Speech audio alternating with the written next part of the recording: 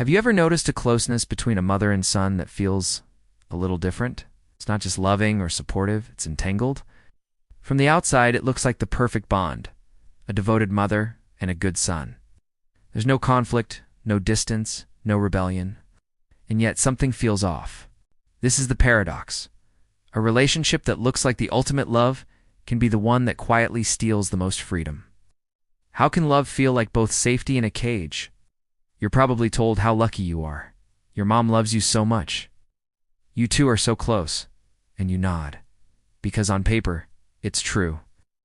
She knows what you're thinking before you say it. She worries when you're quiet. She feels hurt when you choose someone else over her, even for a moment. At first, it feels like care. But then, it starts to feel like a responsibility. You find yourself checking your tone before you speak, editing your choices before you make them. You feel guilty for wanting space, even when you don't know why. Might quietly ask yourself, why do I feel like I owe my life to her? But you can't point to any abuse. There's no shouting, no obvious control. It's just closeness. And this is where it gets complicated. In psychology, this dynamic is called enmeshment. It's not about cruelty. It's about blurred boundaries. In an enmeshed relationship, you're not fully separate people. Your emotions leak into hers, and her needs quietly become yours. Attachment theory explains that a child needs a caregiver to feel safe, but they also need space to become their own person. In enmeshment, safety comes with a condition. Stay close, don't leave, don't outgrow me. So instead of learning I'm loved even when I'm different, you learn I'm loved when I stay aligned. That lesson doesn't just disappear when you grow up. Here's what's really happening. A role reversal nobody talks about. The son often becomes something he never chose to be, an emotional regulator. You sense her moods and adjust yourself to keep the peace. You feel responsible for her happiness. Psychologists call this emotional parentification. You're still a child, but you're carrying adult emotional weight. You listen when she vents. You reassure her when she's lonely. You become her source of meaning without ever agreeing to it. You're praised for being mature, but that maturity costs you your own needs. Your anger has nowhere to go. Your independence starts to feel like betrayal. But why does this happen? Usually it's not intentional. Many enmeshed mothers are wounded themselves. They may have grown up feeling unseen or emotionally starved. So when they have a son who looks at them with pure devotion, he becomes proof of their worth, a source of identity, their emotional oxygen. Research on mirror neurons shows how deeply we synchronize emotionally, especially in caregiving bonds. If a mother's own emotional needs weren't met, she might unconsciously seek that regulation through her child. Not to harm him, but because she doesn't know another way to survive emotionally. The real tragedy is to people loving each other, but without enough space to breathe. Fast forward to adult life, and the pattern follows you. You might struggle with making decisions without guilt, setting boundaries without anxiety, or choosing partners who don't feel wrong. Romantic relationships are confusing.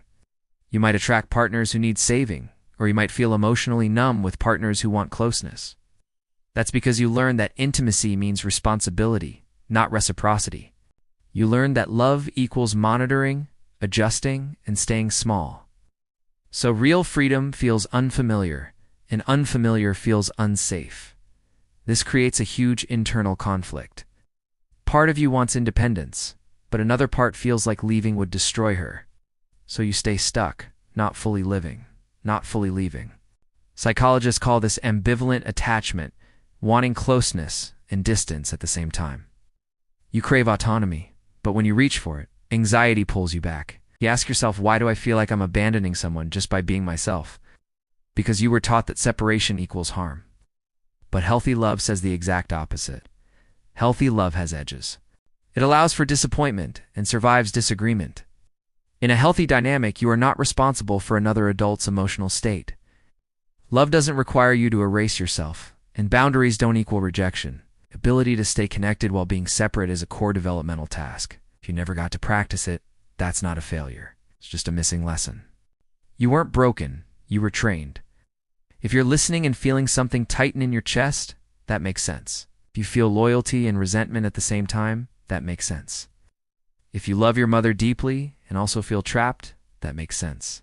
Two truths can exist at once. The love can be real, and the dynamic can still be unhealthy.